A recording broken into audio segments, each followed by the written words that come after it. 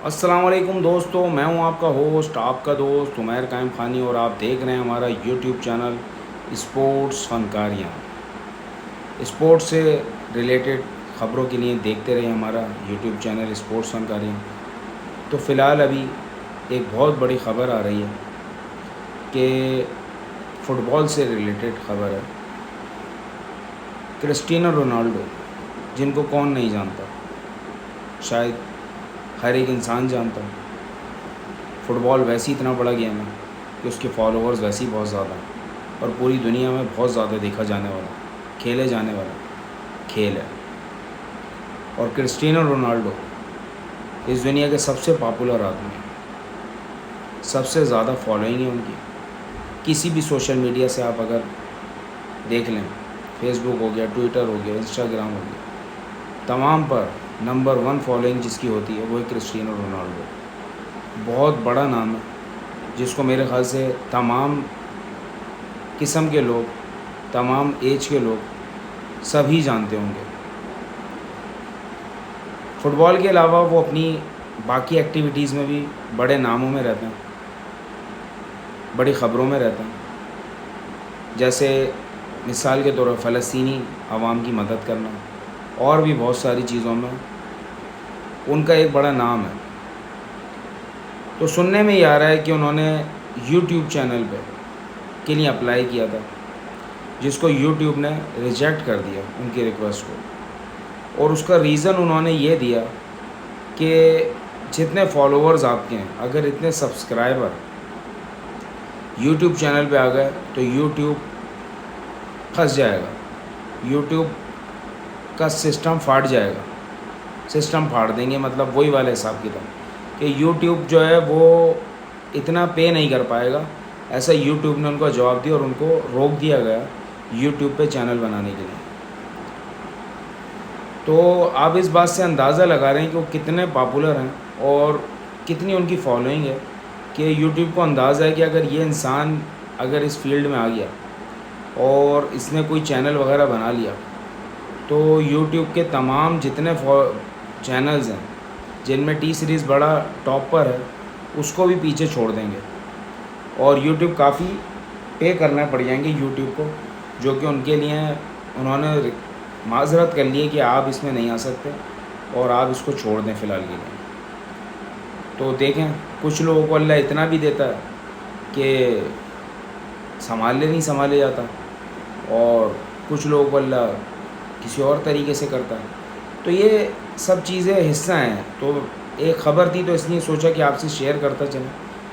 बाकी फिर आते हैं अपनी रूटीन क्रिकेट के ऊपर ही, क्योंकि आजकल तो क्रिकेट ही ज़्यादा चल रहा है।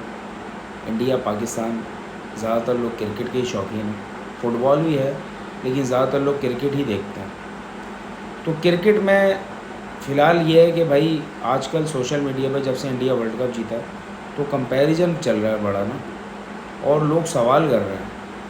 HR 150 हारिस रऊफ़ से सवालात हो रहे हैं, शाहीन से कुछ लोगों के सवालात हैं कि भाई 9 बॉलों पे 19 रन चाहिए थे, सेम सिचुएशन थी ऑस्ट्रेलिया से, शाहीन को छक्के पड़ गए थे, जबकि हरजीत सिंह ने कितनी अच्छी बॉलिंग करी। तो मैं थोड़ी सी यहाँ पर करेक्शन करता चलूँ कि भाई देखें, शाहीन का जहाँ पे अगर कंपैरिजन हो रहा है हरजीत से, तो वो मसला ये है कि आपको अगर वो वाला सेमीफाइनल याद होगा तो भाई बॉलर का साथ अगर फील्डिंग ना देना तो बॉलर भी कितनी बॉलिंग करेगा। आपको याद होगा एक मैच था न्यूजीलैंड और पाकिस्तान का, जिसमें रोज़ टेलर ने शोएब अख्तर को बहुत मारा था। अब लोगों को अगर सिर्फ ये याद रह जाए कि रोज़ टेलर ने शोएब अख्तर को छक्के मारे थे और ये याद ना रहे कि शोएब अख्तर ने उसको आउट भी कर दिया था पहले, लेकिन कोई कैच तो पकड़े, फील्डिंग तो करे। जो कामरान अकमल हरकतें कर रहे थे उस मैच में, एक इंसान इतनी दूर से भागता हुआ आता, बॉलिंग करता और वो विकेट भी निकाल देता, आप कैच ही नहीं पकड़ते तो फ़ायदा, तो उसका तो रिदम टूट जाता वहीं पे, उसके तो वहीं पर ही समझ लो कि मतलब वो एक एक विकेट उसको, एक इंसान को उसने 3-3 दफ़ा आउट करना, तो कैसे होगा। अगर शाहीन का भी अगर आप वो वाला ओवर देखें तो उससे पहले शाहीन ने आउट कर दिया था, कैच ड्रॉप हो रहे हैं। पाकिस्तान की फील्डिंग आप देखें कि किस किस्म की फील्डिंग थी। अगर आपकी बॉलिंग कॉम्बिनेशन के अंदर फील्डिंग ही अगर सही नहीं है, अगर आप बॉलिंग करते जा रहे हैं और फील्डिंग नहीं कर रहे, तो आप अंदाज़ा लगाएं कि बॉलर का क्या बचता है। एक बॉलर एक बैट्समैन को 3-3 दफ़ा तो आउट नहीं कर सकता ना, एक दफ़ा आउट करेगा मतलब वो ये समझ के खेले कि मेरा 33 लोगों जो हैं प्लेयर्स हैं उनसे मुकाबला हो रहा है। मल्टीप्लाई अगर 3 कर लें, कैचेस पकड़ते ही नहीं हैं। आप अभी भी अगर पाकिस्तान की फील्डिंग देख लें तो कितनी गैर मयारी थी। अमेरिका का मैच भी अगर आप उठा लें तो पाकिस्तान ने क्या फील्डिंग करी है। फिर दूसरा एक सोशल मीडिया पे बड़ा चल रहा हारिस रऊफ़ के 16 रन। जैसे कल भी मैंने भी ये शिकवा किया था कि हारिस रऊफ़ तुमसे यार 16 रन नहीं बचे, और पांड्या ने 16 रन बचा लिए, जबकि पांड्या और हारिस रऊफ़ का कोई मुकाबला नहीं। पांड्या तो मेरे हिसाब से नॉर्मल बॉलर है, अगर मैं गलत ना बोल रहा हूँ तो हारिस रऊफ़ एक प्रॉपर बॉलर है और मेन बॉलर है, और हारिस रऊफ़ से वो रन नहीं बच सके, वो भी एक छोटी टीम अमेरिका के ख़िलाफ़। और पांड्या बचा लेता है वही 16 रन एक बड़ी टीम साउथ अफ्रीका के साथ। तो ये सवाल बनता है मेरे हिसाब से, ये सवाल किसी हिसाब से जायज़ है कि हमारे बॉलर से पूछा जाए कि अगर मैं आपसे सवाल ये करूं कि 160 का टारगेट देता है पाकिस्तान अमेरिका जैसी छोटी टीम को, जो पाकिस्तान के बॉलर्स बचा नहीं सकते और अपने आप को सेव कर रखते हैं कि हमारी बॉलिंग बहुत अच्छी थी। क्या अच्छी थी आपकी बॉलिंग? आपने एक ओवर में 16 रन चाहिए थे हारिस रऊफ़, आपने वो 16 रन दे दिए। पहली बात तो ये नौबत नहीं आनी चाहिए थी। अगर आपके बैट्समैनों ने बैटिंग करके दी, उसमें अगर आप बाबर आजम की बैटिंग देखें, शादाब की बैटिंग देखें, एक अच्छा टोटल था जो आपको बचाना चाहिए था मैच, आप नहीं बचा सके। तो आपकी बॉलिंग नहीं थी उस मैच में। फिर वो सुपर ओवर में मैच जाता है तो किंग आमिर, जिनको किंग कहा जाता है बॉलिंग का, यार 19 रन दे दिए, वाइड्स कर रहे हो, फील्डिंग आपने देखी कितनी गैर मयारी फील्डिंग थी, सब कुछ था, आपने इतने रन दे दिए।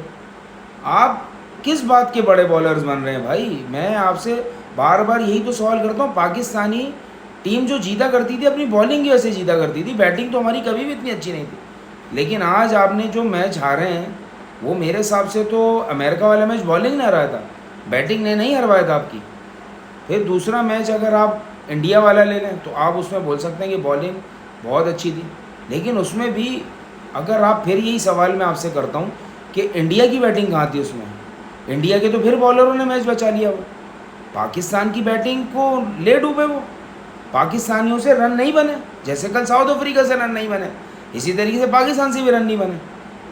तो कंपैरिजन अगर किया जाए बॉलिंग का तो नो डाउट इंडिया बॉलिंग में भी आगे होगी हमसे।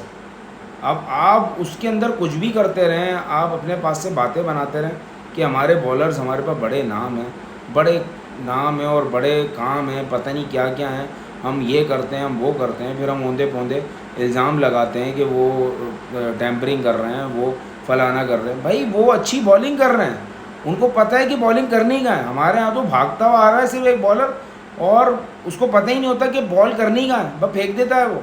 हारिस रऊफ़ ने आप देखें बॉलिंग करी, वो सिर्फ बॉल फेंक रहा था। उसको अगर ये पता होता कि बॉल फेंकनी का है तो रन नहीं बनते। उसको अंदाज़ा ही नहीं था कि बॉल फेंकनी का है, वो सीख ही नहीं रहा। वो पता नहीं कौन से टुनारी में थे, कौन से मगन में थे कि उनको पता ही नहीं चल रहा था कि बॉल फेंकनी का है। तो पांड्या को पता था बॉल फेंकनी का। जिनको हम बोलते थे भागते हुए स्पिनर और फलाना ढिमाका, इंडिया के ऊपर हम इतने क्रिटिसिज्म करते थे कि भाई आपके पास भागते हुए स्पिनर्स हैं, और आज उसकी आप बॉलिंग देख लें, कितनी म्यारी बॉलिंग कर रहे हैं इंडिया अपनी बॉलिंग कैसे जीता। आप देख लें पूरे टूर्नामेंट का जो उनका वो रहा है, वो रहा है क्या कहते हैं आपका, बुमराह रहा, बुमराह को मिला, किसी बैट्समैन को नहीं मिला। तो आपके पास अगर म्यारी बॉलिंग होती तो आप अमेरिका वाला मैच ज़रूर जीतते और आप आगे आते सुपर 8 में। हमने बहुत सारे मैच अपनी बॉलिंग के ऐसे आ रहे हैं। आप इंडिया का वाला पिछला वर्ल्ड कप का मैच भी ना भूलें। तो मेरा ये बताना मकसद था कि कुछ सोशल मीडिया पे ख़बरें चल रही हैं तो उसको मैं थोड़ा सा आवाम को शऊर दिलाऊं कि भाई जहाँ कंपैरिजन करना है ना वहाँ तक कंपैरिजन ठीक है, लेकिन आपका जहाँ पर शाहीन अफरीदी वाला ओवर बात कर रहे हैं तो उसमें तो यार शाहीन ने ठीक है छक्के खाए, लेकिन वो फील्डर भी हमारे ऐसे ही हैं, माठी हैं एकदम, मतलब इनकी कोई ट्रेनिंग तो होती नहीं कैच वैच पकड़ने की, रन रोकने की। तो ऐसा ही हिसाब है। तो ऐसा चलता रहा तो पाकिस्तानी टीम भी इंशाल्लाह ऐसे ही चलेगी। बाकी इंशाल्लाह कोई और अपडेट आती है तो आपको देंगे किसी भी स्पोर्ट्स के हवाले से। अपना ख्याल रखिएगा और हमें लाइक कीजिएगा, सब्सक्राइब कीजिएगा और हमें अपनी दुआओं में याद रखिएगा। मुझे इजाज़त दीजिए। अल्लाह हाफ़िज़।